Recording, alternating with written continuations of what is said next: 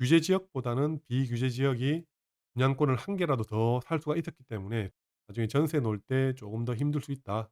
규제 지역이 풀리면 전반적으로 물량이 많이 늘다 보니까 입주할 때 많이 힘들 수 있다. 입주 많아지기 전에 적당히 팔고 나오고 아니면 입주할 때 내가 무조건 버티고 시간 지나서 팔든가 방법은 제가 볼 때 두 개밖에 없다고 봅니다. 입주할 때는 진짜 많이 힘들 겁니다. 서울 수도권은 이제 어떻게 될 것인가? 서울은 하락하는 게 맞냐? 뭐 이런 질문이 있었는데 여러분들은 자 어떻게 보십니까? 서울은 지금 본격적인 하락기라고 보십니까? 아니라고 봅니까? 서울 같은 경우는 지금 어쨌든 데이터상으로는 하락이 맞지 않습니까? 내년 초가 됐을 때 제일 큰 정책적인 변수가 일단은 서울 수도권 규제 지역을 푸는 거 어디까지 다 풀 것인가?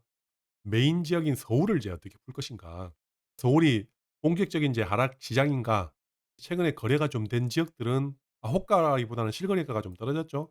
근데 아직 강남 아까 마포 이런 지역은 호가는 안 떨어졌다라고 얘기하지만 매물 자체가 조금 많이 늘었습니다. 전세 매물도 좀 늘었고 실제 내년 5월 달까지 전국의 조정 대상 지역만 양도세 중과가 영향이 있는 동네지 않습니까? 그런 지역들은 서울, 경기도 일부 지역하고 양도세 중과 유예를 한다는 거는 결국은 서울 시장을 어떻게 할 것인가가 제일 관건이거든요. 나머지 지역들은 조정 대상 지역이 아니기 때문에 양도세 중과 자체가 없거든요. 그래서 결국은 서울의 핵심 지역 강남, 서초, 송파 요즘은 강동구가 좋습니까? 용산이 좋습니까? 용산이 좀 더 좋아진 것 같은데 강동구보다는. 물론 강동구도 달리 좋지만 어 용산, 성동, 마포 쪽이 좀 더 낫지 않나 싶기도 한데 강동구도 물론 좋은 동네지만 강남 4 구가 서초, 강남, 송파, 강동이었지 않습니까? 근데 요즘은 이제 약간 한강 뷰를 따지는 용산, 성동구가 상당히 좋아졌죠. 옆에 있는 마포도 좋아졌고 영등, 포구도 뭐 나쁘지 않고 요런 지역들 핵심 지역들 아마 제가 방금 언급했던 지역들은 바로 규제로 풀 것 같지는 않고요. 그러니까 이 지역들이 규제가 풀리려면 서울이 대폭락을 해 줘야 돼. 지금 레고랜드 김진태 강원도지사 말하는 바람에 전국에 채권 자체가 난리가 났고 갑자기 그 불똥들이 막 여러 군데로 번지고 있는데 그게 결국은 건설사 PF 대출 요런 것까지 다 막히면서 슬슬 건설사들 부도 위험이 저는 있다고 보거든요. 톡방에서도 "부도가 나면 좀 그렇지 않겠습니까?"라는 뉘앙스로 얘기하시는 분도 계시던데 당연히 부도가 나면 안 좋죠. 건설사 관계자들도 힘들 것이고 분양을 받으신 분들도 힘들 것이고 당연한 얘기지만 부도가 안 나고 모든 게 잘 돌아가고 정말 다 누구나 다 돈 벌고 누구나 다 손해 없이 살면 제일 좋겠지만 모든 사람이 다 좋을 수가 없지 않습니까? 그런 식으로 얘기하면 학교 애들 공부하면 모든 애들이 과락이라든지 재수도 없애야 돼. 공부 안 해도 공부한 애랑 공부 안 한 애랑 차별이 없으면 이건 더 불공평한 사회가 아닙니까? 부도 나는 기업들을 정부 자금으로 메꿔주고 하는 건 좋아. 좋은데 이미 곪은 경쟁력이 없는 회사들은 죽는 거지 뭐. 이건 뭐 모든 자연의 이치가 그런 게 아닙니까? 누군가 죽어 줘야 규제가 더 빨리 풀릴 것이고 남의 불행이 나의 행복은 아니지만 좀 더 기회가 생길 수 있다. 저는 그 얘기를 하는 거거든요. 옛날에 IMF 때랑 금융위기 때 부도가 난 업체들 엄청 많거든요. 그렇다고 해서 우리나라가 다 죽었습니까?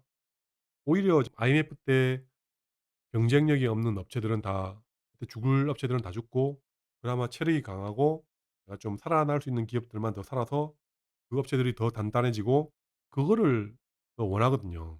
그러니까 무조건 불쌍하니까 살려줘야 된다. 이건 아닌 것 같아요 저는 아무리 봐도. 똑같아요. 투자자들도. 투자자라고 하면 모든 사람들이 다 돈을 벌어야 된다? 그런 게 어디 있습니까? 투자하시는 분들 중에 내가 좀 더 간절하고 내가 좀 더 열심히 하고 내가 물론 열심히 한다고 해서 돈을 다 버는 건 아니겠지만 그래도 남들보다 좀 더 뛰어다니고 남들보다 강의를 더 듣고 남들보다 더 빨리 더 좋은 선택을 했고 이런 분들이 더 돈을 벌어야지 그냥 뭐 아무것도 안 하고 그냥 뭐 얻어 걸린 분이 돈을 더 많이 벌고 하면 한두 번은 그럴 수 있지, 운이 좋아서. 근데 계속 그렇게 되는 거는 불가능한 얘기죠. 계속 꾸준하게 배우고 공부하고 나도 자기 계발하고 실제 시도해 보고 물려도 보고 이런 과정 속에서 내가 경험을 쌓고 내가 좀 더 잘하게 되는 거지 운이 좋아서 성공했다고 해서 이게 100 번, 200번 모든 결정대로 모든 결정한 것마다 다 성공한다는 보장은 또 없지 않습니까?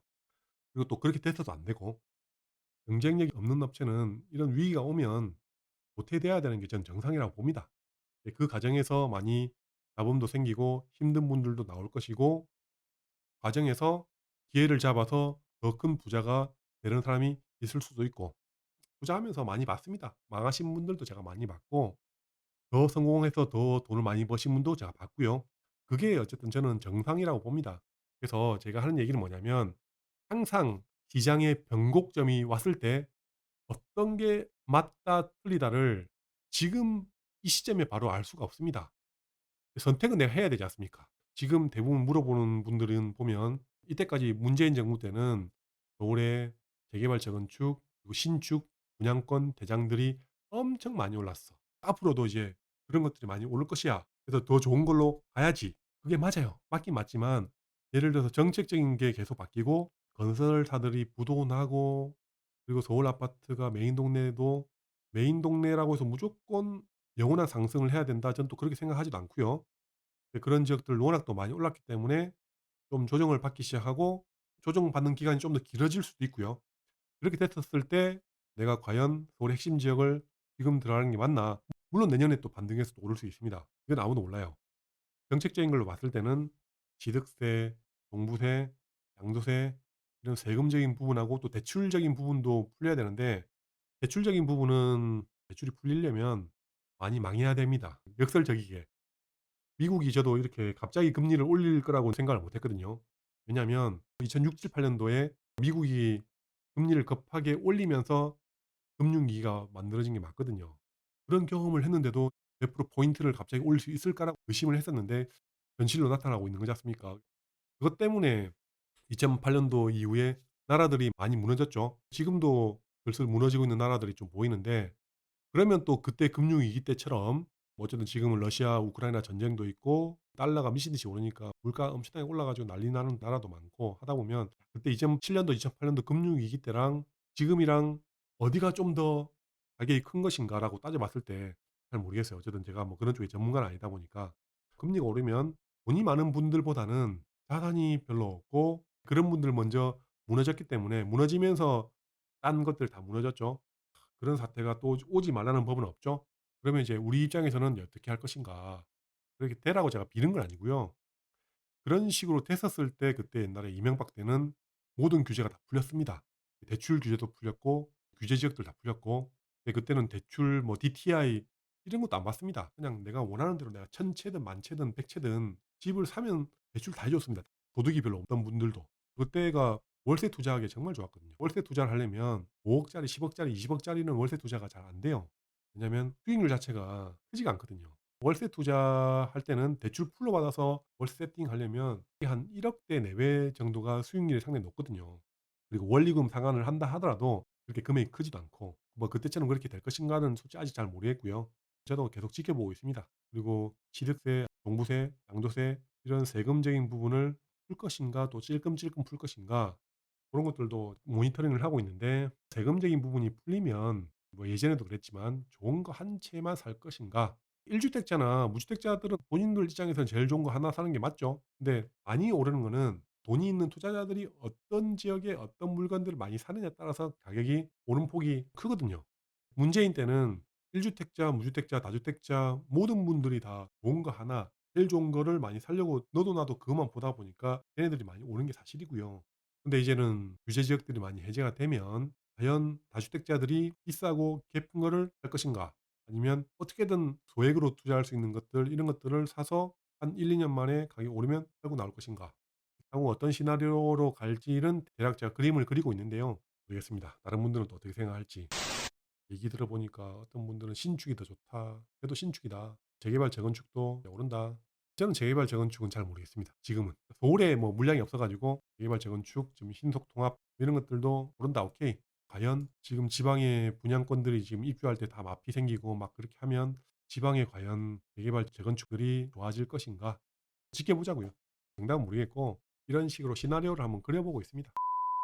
제가 생각했을 때는 아무리 봐도 취득세가 풀리고 하면 좋은 거 한 개보다는 투자자 입장에서는 큰 거 한두 개 할 돈으로 자잘한 것들을 당장 오를 수 있는 지방에 입주 물량 없고 그런 것들을 저라면 사겠어요. 분양권도 한두 개 정도는 살 수 있겠지만 비규제 지역들의 분양권은 입주할 때 항상 힘듭니다. 네, 그런 것들은 생각을 하고 이제 '투자를 하는 게 맞지 않나.'라고 생각하고요.